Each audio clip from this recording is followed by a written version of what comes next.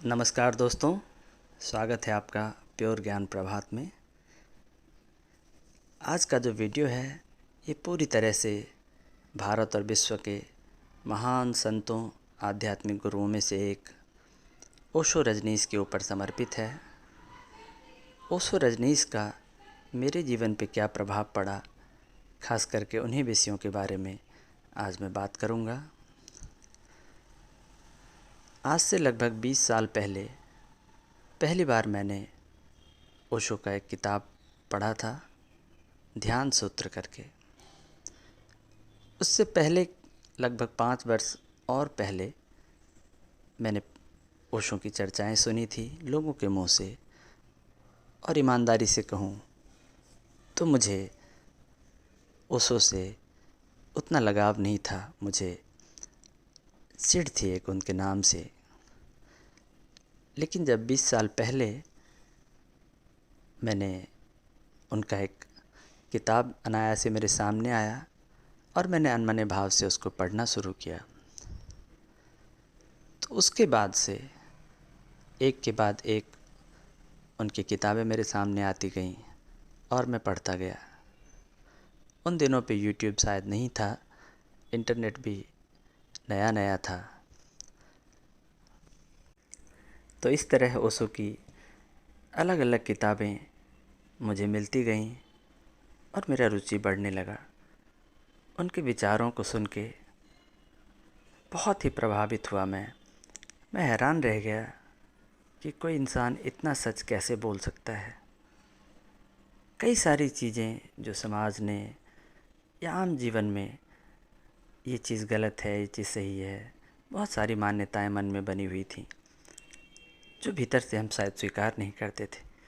लेकिन जब ओशो के विचार सुने तो ऐसा लगा जैसे कोई हमारे ही भीतर से बोल रहा है, और भीतर जैसे कुछ बदलने लगा।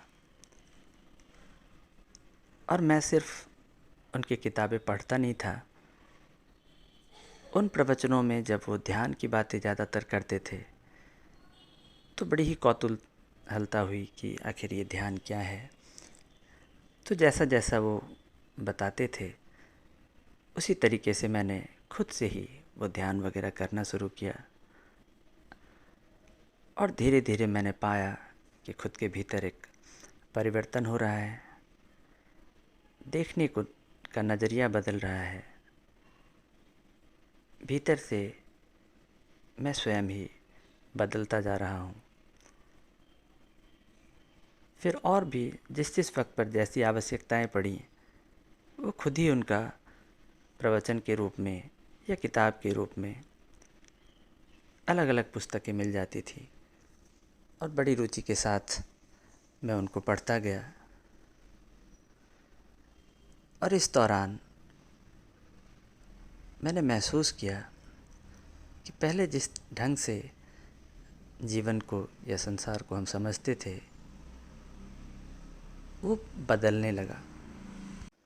मैं हैरान होता था कई बार उनकी पुस्तकें पढ़ते वक्त, किसी बात पे पता नहीं भीतर क्या होता था, खूब रोना आता था बेवजह, वजह भी समझ में नहीं आती थी, पता नहीं कहाँ पे छू लेते थे वो। इसी तरह किसी वक्त किसी बात पे इतनी हंसी आती थी, इतने खुश हो जाते थे।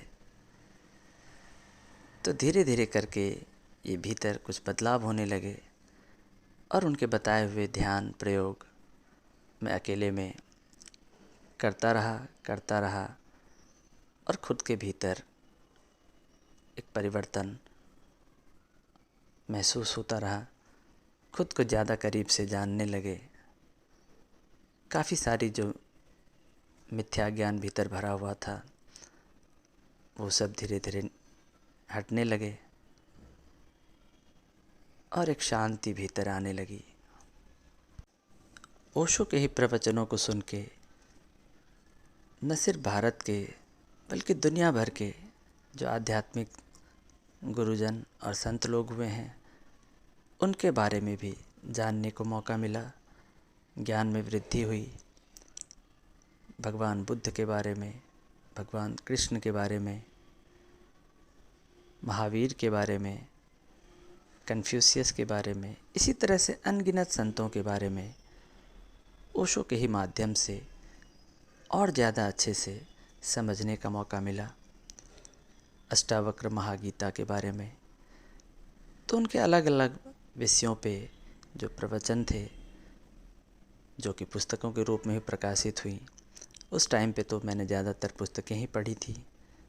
अभी तो यूट्यूब का समय है, बहुत आसान है, यूट्यूब पे भी उनके प्रवचन मिल जाते हैं। तो मैंने जो एक चीज़ महसूस किया है, जो पूरे हृदय से मैं उनका धन्यवाद करना चाहता हूँ, कि ध्यान और आध्यात्मिकता के क्षेत्र में उन्हीं को सुन के मेरी रुचि हुई और उन्हीं के माध्यम से ध्यान की विधियों के बारे में भी ज्ञान मिला, जिसको कि बगैर किसी आश्रम में गए खुद ही उनको पढ़ के या सुन के और वैसा ही करके एक बहुत ही गहरे आनंद और शांति को मैंने जाना। तो उसके लिए उनका जितना भी धन्यवाद किया जाए वो कम है।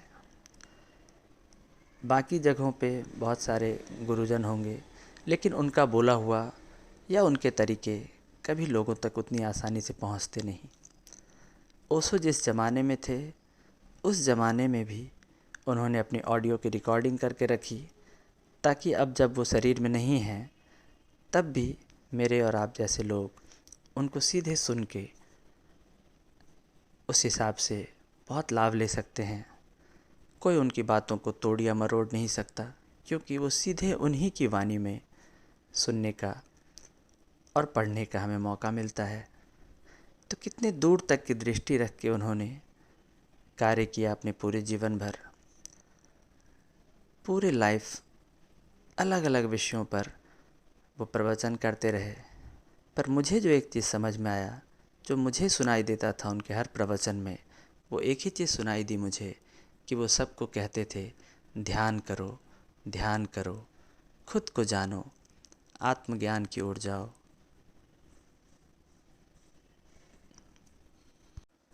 तो मुझे ऐसा लगता है पूरी ईमानदारी से कि जो ये आध्यात्मिक ज्ञान है और ध्यान है, उसके विषय में ध्यान को जन जन तक पहुंचाने के लिए, ज़्यादा से ज़्यादा लोगों तक उस ज्ञान को पहुंचाने में ओशो का जितना योगदान है उतना शायद ही किसी का हो।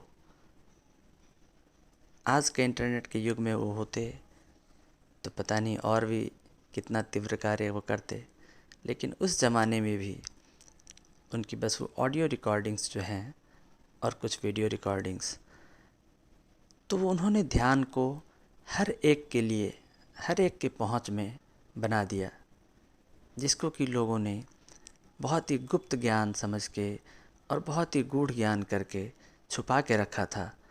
उन्होंने सब के लिए उस चीज़ को बिल्कुल ओपन में सबके लिए उपलब्ध कर दिया है, ताकि जो कोई भी चाहे और उनको कोई भटका भी ना सके, सीधे उन्हीं के शब्दों में उनको सुना जा सकता है और उस पर अपने विचार भी करे जा सकते हैं।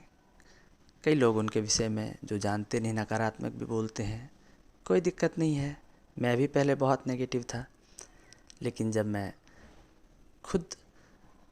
मैंने उनको सुना और जाना, और ईश्वर की बड़ी कृपा रही है कि उनकी बातों को समझ पाया और उनके बताए चीज़ों को खुद से ही प्रयोग करके मैंने अपने जीवन में, मुझे लगता है कि काफ़ी कुछ हासिल किया। मैं संतुष्ट हूँ। तो इसके लिए मैं पूरे हृदय से, अपने पूरे हृदय से मैं ओशो रजनीश का धन्यवाद करना चाहता हूँ। उनके योगदान की जितनी भी तारीफ़ की जाए वो कम है। धन्यवाद, धन्यवाद, धन्यवाद।